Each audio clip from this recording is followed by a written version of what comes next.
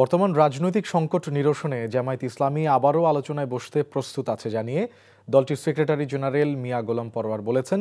তবে এই আলোচনায় অবশ্যই অন্তর্বর্তী সরকারকে মধ্যস্থতার ভূমিকা পালন করতে হবে। ইসলামপন্থী ৮ দলের ৫ দফা দাবির বিষয়ে প্রধান উপদেষ্টাকে স্মারকলিপি প্রদান উপলক্ষে আয়োজিত এক মিছিল পূর্ব সমাবেশে তিনি এসব কথা বলেন। মিছিলটি মতিঝিলের শাপলা চত্বর থেকে শুরু হয়ে প্রধান উপদেষ্টার তেজগাঁও কার্যালয়ে গিয়ে শেষ হবে। জুলাই সনদের মধ্য দিয়ে দেশ যখন একটি নতুন অভিযাত্রায় প্রবেশ করেছে, তখন দেশি বিদেশি চক্র সেই অভিযাত্রাকে বাধাগ্রস্ত করার চেষ্টা চালাচ্ছে বলে অভিযোগ করেন গোলাম পরওয়ার।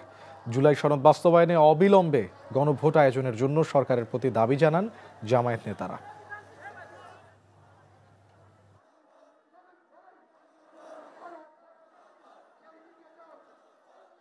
সকল রাজনৈতিক দল আমরা নতুন সংস্কার, নতুন একটি জুলাই সনদ, নতুন একটি জুলাই ঘোষণার মধ্য দিয়ে আমরা নতুন গণতন্ত্রের একটা অভিযাত্রা শুরু করেছি। কিন্তু আমাদের সেই দাবি আদায়ের পথে অনেক ষড়যন্ত্র, দেশি বিদেশি নানান চক্র এখন সক্রিয় হয়ে উঠেছে। দর্শক, এ বিষয়ে আরও জানতে চলে যাচ্ছি পল্টন এলাকায়। সেখানে আছেন স্টাফ করেসপন্ডেন্ট সালাউদ্দিন কাদের। সালাউদ্দিন, কর্মসূচি কখন শুরু হবে, সবশেষ কি তথ্য রয়েছে আপনার কাছে?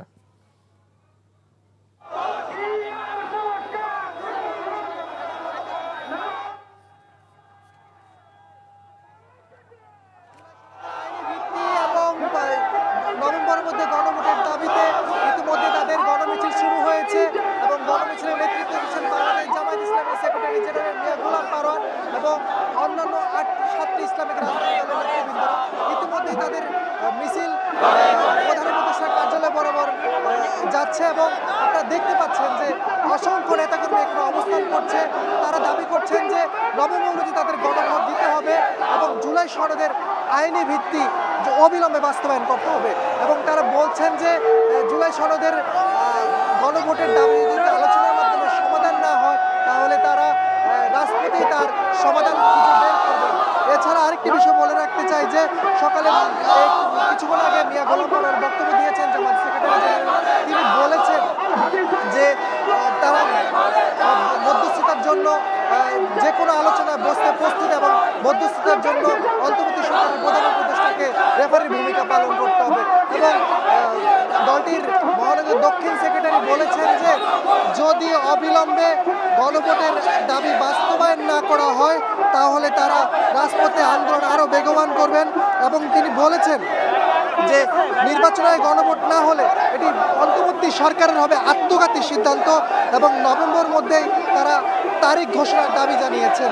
আপনারা দেখতে পাচ্ছেন যে সবারই কণ্ঠে একটি দাবি, নভেম্বরে গণভোট এবং জুলাই সনদের বাস্তবায়ন, অবিলম্বে আইনি ভিত্তি দেওয়া এবং তারা বলছেন যে অন্তর্বর্তী সরকারকে তাই দাবি মেনে নিতে হবে। এটি 18 কোটি মানুষেরই দাবি এবং সেই দাবির লক্ষ্যে আজকে জামায়াত ইসলামী সহ ইসলামী আন্দোলন সহ 8টি রাজনৈতিক দল এখানে একসাথে হয়েছেন এবং বিপুল সংখ্যক নেতাকর্মী সেখানে অবস্থান করছেন আমরা দেখতে পাচ্ছি এবং প্রচণ্ড গরম উপেক্ষা করেই তারা প্রধান উপদেষ্টার কার্যালয়ে যাবেন এবং সেখানে যে তারা স্মারকলিপি প্রধান উপদেষ্টা প্রদান করবেন বলে আমরা জানতে পেরেছি। ধন্যবাদ। দর্শক, আমরা জানছিলাম জামায়াত ইসলামীর কর্মসূচির খবরাখবর। এবারে যাচ্ছি মৎস্য ভবন এলাকায়। সেখানে আছেন আমাদের আরেক সহকর্মী সিনিয়র করেসপন্ডেন্ট ওবায়দুল্লাহ মামুন। মামুন, আপনি যেখানে আছেন সেখানে কারা কর্মসূচি পালন করছে, কি দেখছেন সবশেষ আমাদের জানাবেন।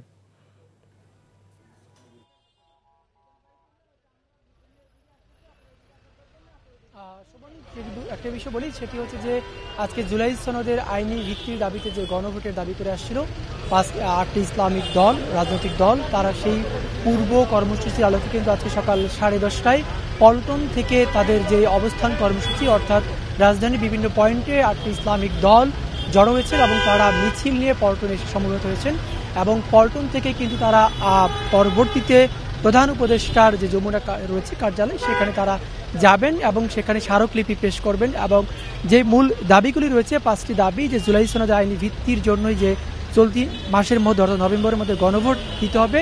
যে গণভোটের দাবি, এটি এক নম্বর দাবি রয়েছে এই 8টি ইসলামিক দলের। এরপরই রয়েছে যে আগামী যে জাতীয় নির্বাচনটি রয়েছে, ত্রয়োদশ জাতীয় সংসদ নির্বাচন, সেই নির্বাচনটি হবে পিআর পদ্ধতিতে, এই দাবিটি তারা করেছেন। এবং নির্বাচনের মাঠ অর্থাৎ লেভেল প্লেয়িং ফিল্ড নিশ্চিত করারও দাবি করে আসছেন জামায়াত ইসলামী, ইসলামী আন্দোলন, খেলাফত মজলিস সহ 8টি রাজনৈতিক দল। এই দাবিতেই তারা দাবিটি জানিয়ে আসেন। এর আগেও কিন্তু আমরা দেখেছি যে নির্বাচন কমিশন বরাবর তারা স্মারকলিপি পেশ করেছেন এবং একই দাবিটি কিন্তু আজকে প্রধান উপদেষ্টা ডক্টর মোহাম্মদ ইউনূসের কাছে তারা একটি স্মারকলিপি পেশ করবেন। এই রাজনৈতিক দলগুলো ভিন্ন ভিন্নভাবে, অর্থাৎ একই দাবি, একই ইস্যু, কিন্তু প্রত্যেকটি রাজনৈতিক দলের নেতাকর্মীরা প্রধান উপদেষ্টার কাছে, প্রধান উপদেষ্টা তাদের যমুনা রয়েছেন সেখানে তারা এই স্মারকলিপিটি জমা দেবেন। এবং এই মুহূর্তে কিন্তু প্রেস ক্লাব এবং পল্টনের মুখোমুখি যে মধ্যবর্তী যে জায়গা, সেই জায়গাটিতে এই দলীয় কর্মী অর্থাৎ জামায়াত ইসলাম, ইসলামী আন্দোলনের কর্মীরা অবস্থান করছেন। কিছুক্ষণের মধ্যেই তারা মৎস্য ভবন হয়ে কাকরাইল মসজিদের সামনে দিয়ে এসে যমুনাতে তারা জড়ো হবেন বা যমুনা দিকে আসবেন। এইটি কিন্তু আমাদেরকে জানিয়েছেন ইসলামী আন্দোলন এবং জামায়াত ইসলামীর নেতাকর্মীরা। এমন তথ্যটি আমাদেরকে নিশ্চিত করেছেন যে তাদের 5টি যে মৌলিক দাবি, সেই দাবিটি তারা স্মারকলিপি আকারে প্রধান উপদেষ্টার কাছে জমা দিবেন। এবং সে লক্ষ্যেই কিন্তু সকালে জামায়াতের পক্ষ থেকে মতিঝিলে একটি সংক্ষিপ্ত পথসভা করা হয়েছিল, পল্টন মোড়ে ইসলামী আন্দোলনের পক্ষ থেকে এক সংক্ষিপ্ত পথসভা করা হয়েছিল। সেই সভা থেকেই তারা কিন্তু কেন্দ্রীয় নেতারা বক্তব্য দিয়েছেন এবং জামায়াত ইসলামী যেটি বলেছেন যে প্রয়োজনে তারা সরকারের সাথে এই রাজনৈতিক যে সংকট, সেই রাজনৈতিক সংকট নিরসনে সরকারের সাথে তারা আরেকবার আলোচনা বসতে চান এবং নভেম্বরের মধ্যেই গণভোট হবে, যেটি জাতীয় নির্বাচনের আগে দিতে হবে। এ ছিল আমার কাছ থেকে সবশেষ তথ্য। দর্শক, আমরা জানছিলাম প্রেস ক্লাব এলাকা থেকে ইসলামী দলগুলোর কর্মসূচির খবরাখবর।